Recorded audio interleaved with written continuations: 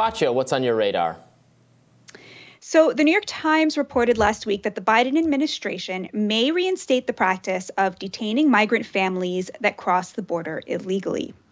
The irony is not lost on those who recall that as a candidate, Biden blasted the same policy as inhumane and racist.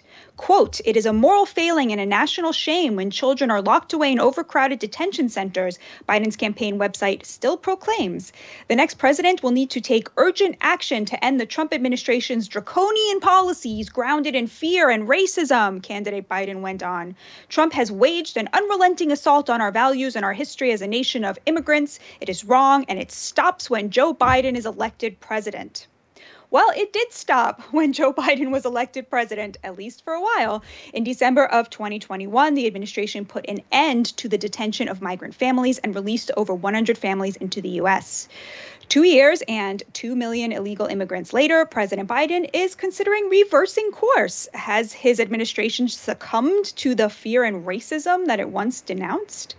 More likely, they are reading the polls and realizing that the border crisis is going to be a massive vulnerability for Biden come 2024, and not just with Republicans and independents.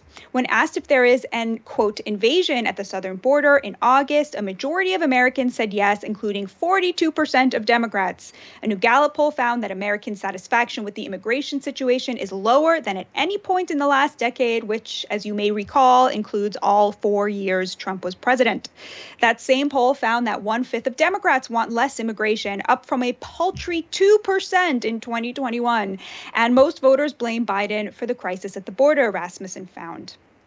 No wonder Biden is doing a Trump-like about-face. Of course, the White House rejects any comparison with President Trump's border policies. As usual, when their political rivals do something, it's white supremacy. But when they do the very same thing, it's merely, quote, safe, orderly, and humane, as a DHS spokesperson put it to the Times. It's just the latest example of how blatantly cynical the left's deployment of outrage over alleged racism is.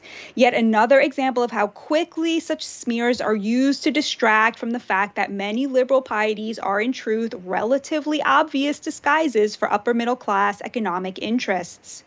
Though they like to speak about immigration in moral terms, the Democratic Party's preference for looser immigration laws is, in part, a rational expression of the self-interest of its metropolitan elite voters and donors, who benefit directly from the endless supply of cheap restaurant cooks, delivery drivers, house cleaners, nannies, and landscapers. As Nancy Pelosi infamously put it in reference to the millions crossing the border illegally, we need them to pick the crops. Meanwhile, the American working class pays for it with the erasure of any meaningful wage floor.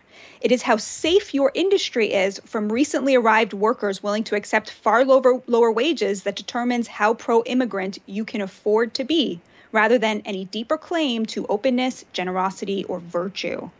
Still, it takes a particular form of chutzpah to call your political opponents racists for attempting to protect American workers from wage-suppressing competition with imported cheap labor, only to revert back to those same policies once your accusation helped net you the presidency. It's not just family detention that Biden has adopted from Trump. Biden did away with Trump's Remain in Mexico policy, which requires asylum seekers to await their court date on the other side of the border, only to announce plans to reinstate it earlier this month. His administration initially tried its best to do away with Title 42, a pandemic-era policy allowing the quick deportation of those who cross illegally, only to expand it when the courts objected. Now, a federal judge is ordering border officials to stop using Title 42, which is what sent Biden's team on a fishing expedition into Trump's playbook, looking for ways to staunch the tsunami of migrants Biden's policies encouraged to come. The Biden administration has proven an excellent business partner for the cartels that run the lucrative human smuggling operations conveying migrants across the border. During a period of labor shortages that were leading to rising labor militancy, what big business needed was a jobs program that would undercut further potential worker gains. The cartels complied, supplying laborers to the tune of 2 million souls. And this includes 250,000 children.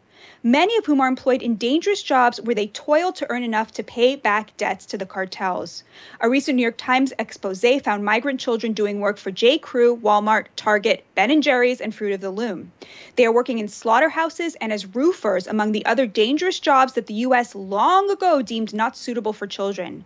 60 caseworkers estimated that 2/3 of all unaccompanied migrant children end up working full-time. That's 2/3 of 250,000. What is the word for when you smear someone as a white supremacist to win a contest and then unofficially partner with a brutal enemy to undercut your own workers with child labor? What do you call it when every legacy media outlet and Democratic politician rallied to the chorus denouncing President Trump's family separation policy as uniquely evil, only to have those same outlets and politicians ignore what it was preventing? The deployment of children as de facto slaves, often by family members who had been entrusted to protect them. What redress does a person and his supporters have when they were smeared as racists and xenophobes, only to have the people who smeared them ignore the far worse fate it has imposed on the most vulnerable and then embrace the very tactics they called racist when it proved politically expedient? Of course, there has been some backlash from immigrant advocates and Democratic lawmakers who are upset to see Biden reverse course on family detention. But, it's the kind of polite backlash that they reserve for their own. Most liberal news outlets are silent on the matter. There are no hysterical headlines about racism and white supremacy, even from the few outlets reporting on this, like the Times. Trump's immigration policies may have seemed cruel at the time, but as it turns out, they were actually preventing even more immeasurable cruelty, the kind that liberal compassion seems adept at engendering and keeping in the shadows. For Trump, of course, border security was never about race, as the many border-dwelling Hispanic voters who turned out for him in 2020 recognized. It was about countermanding the attempt to erase the distinction between citizen and non-citizen and reasserting the nation's basic obligation to look out for the interests of its own citizens. Maybe now that President Biden is running Trump's playbook on immigration, the charade that casts the material interests of a college-educated upper quintile as a struggle for civil rights will finally come to an end. So, Robbie, I don't know if you saw that New York Times expose about the child laborers. Absolutely appalling and horrifying, and just really, really should force a reckoning over how Trump and immigration were covered. I can't. I'm still haunted by it. I can't stop thinking about that report. Yes, which is what led to this.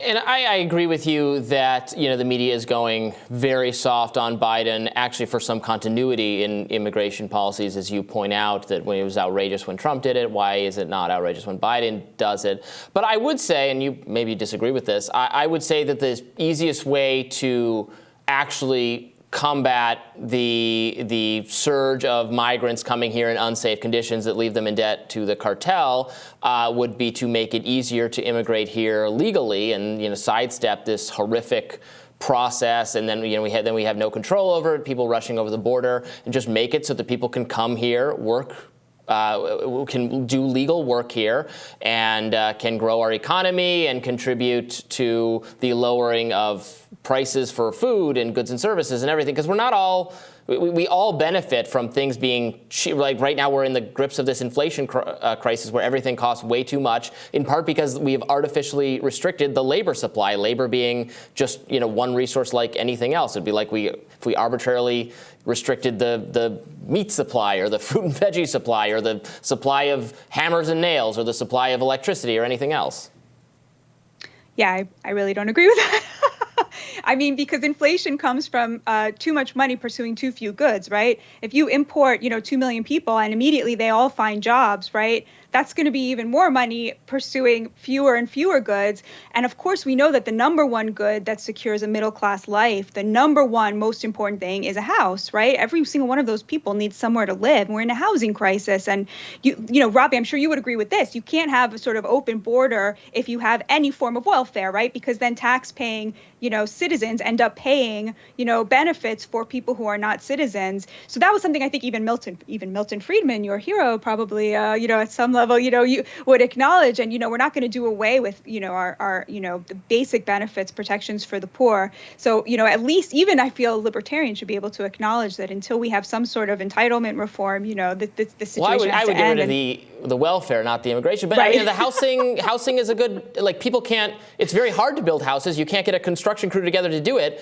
because those people disproportionately used to comprise immigrants. And there's actually a shortage.